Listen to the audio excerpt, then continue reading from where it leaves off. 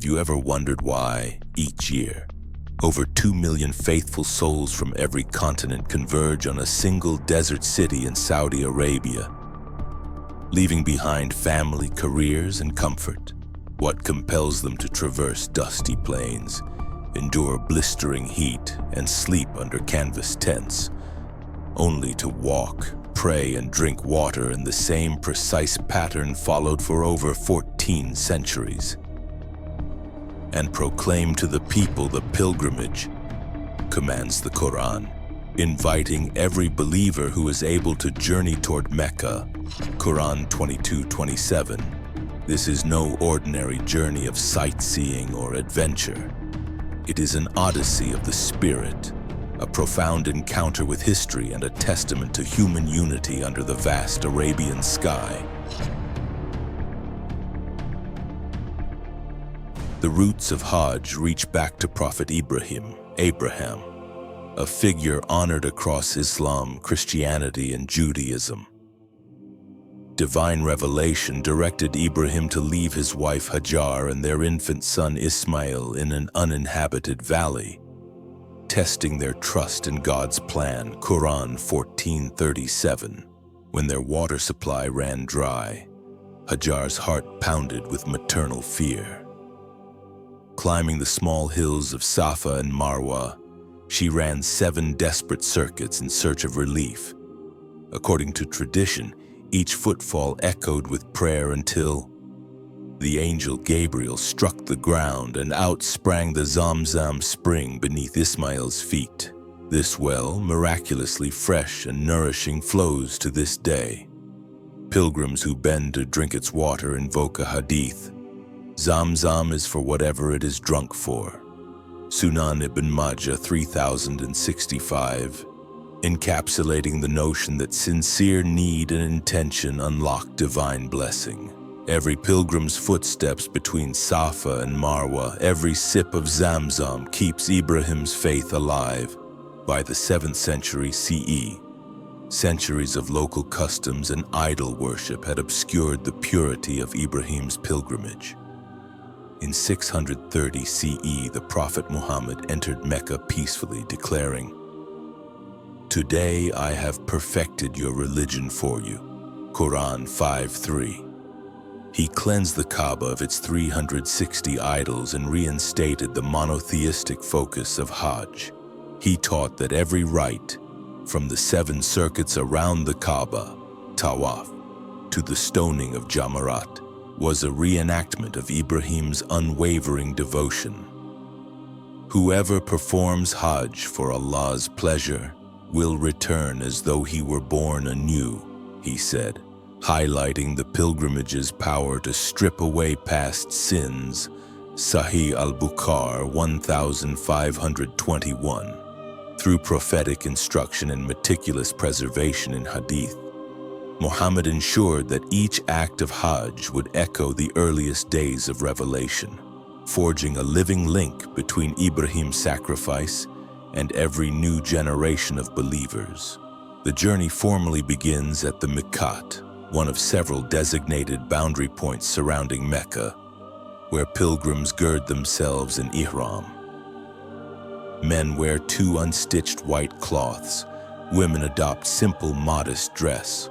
These garments erase all markers of class, income, and nationality, fulfilling the Quranic principle that the most honorable of you in the sight of Allah is the most righteous. Quran 49:13. Upon assuming Ihram, a pilgrim makes the intention, niyyah, and utters the talbiyah, labbaika Allahumma labbaik. Here I am, O Allah, here I am. From this moment until the end of the pilgrimage's primary rites, one must abstain from marriage relations, cutting nails or hair, and iniquitous speech. Quran 2197. This immersion, both physical and spiritual, prepares heart and body to undergo purification through homage to the divine. Arriving at Masjid al-Haram, pilgrims step into the vast marble courtyard surrounding the Kaaba, the cube that is Islam's Qibla, or direction of prayer. With solemn calm, they join the human river that flows counterclockwise around the Kaaba, completing 7 circuits. Each round signifies a cosmic orbit drawn toward the divine center, as the Prophet instructed. Perform Tawaf of the house. Sahih al-Bukhari 1559. Hands brush the cool kiswa-draped walls or hover close, while hearts murmur prayers seeking nearness to God. Despite modern crowd control measures, digital wristbands, guided lanes, and real-time monitoring, pilgrims feel the same awe that Ramadan pilgrims felt 14 centuries ago. A deep bond of shared purpose, circling in unison beneath the same open sky. Next comes Sa'i, the walk back and forth 7 times between the hills of Safa and Marwa, a mere 450 meters apart. Yet each step resonates with Hajjar's desperate run for water. Quran 2:158. Pilgrims often quicken their pace between green lights, markers of Hajjar's hasty jog, while older or less able travelers walk in contemplative silence.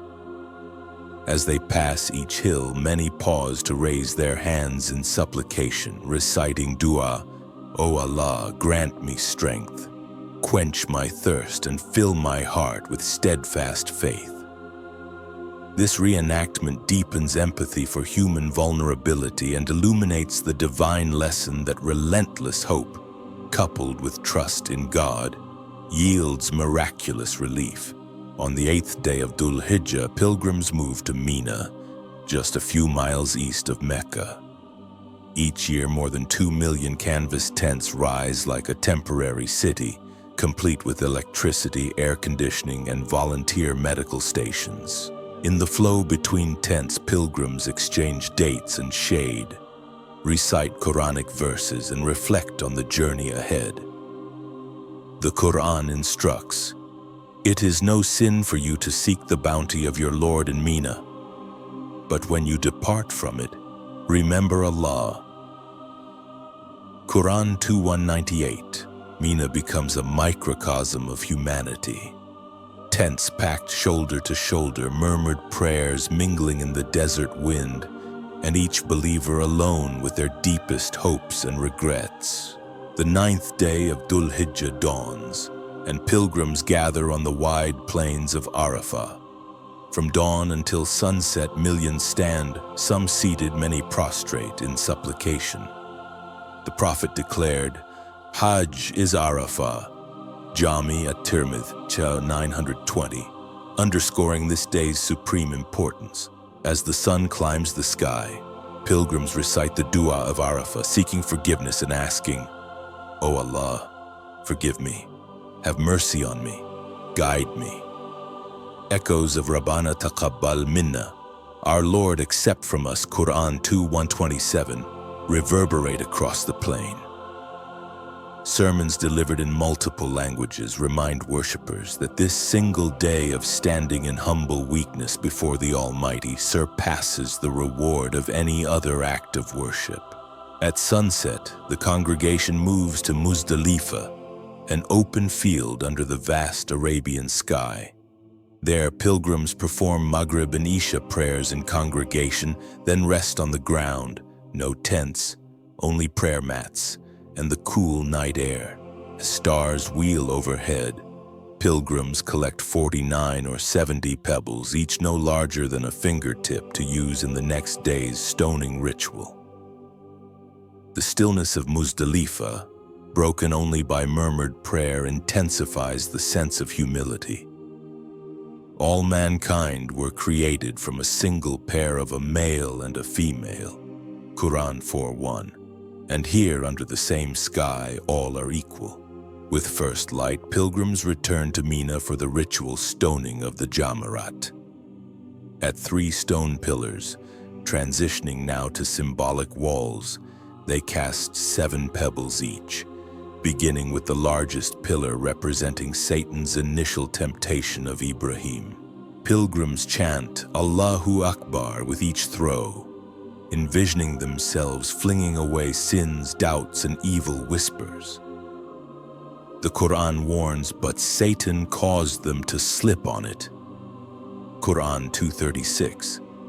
And this act of Rami al-Jamarat physically embodies the believer's resolve to resist temptation and reaffirm loyalty to God.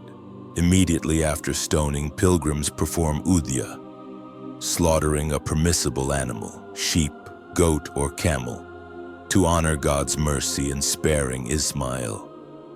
For every nation we have appointed a rite which they must follow. Quran 22:34.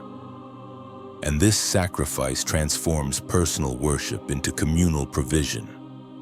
2/3 of the meat ideally goes to the hungry and poor. The Prophet said, "There is no deed more beloved to Allah during the days of sacrifice than sacrificing an animal." Sahih Ibn Hibban 3497. In Mina's distribution centers, vast numbers of volunteers ensure that families in nearby regions receive fresh meat, underscoring the pilgrimage's emphasis on compassion and social welfare. After the sacrifice, pilgrims undergo tahallul, removing the restrictions of Ihram by trimming or shaving their hair. Men typically shave their heads, while women trim a fingertip's length. This ritual signifies rebirth, a symbolic shedding of old burdens and a fresh start in God's service. The Prophet instructed, "Let the women only trim a little part of their hair."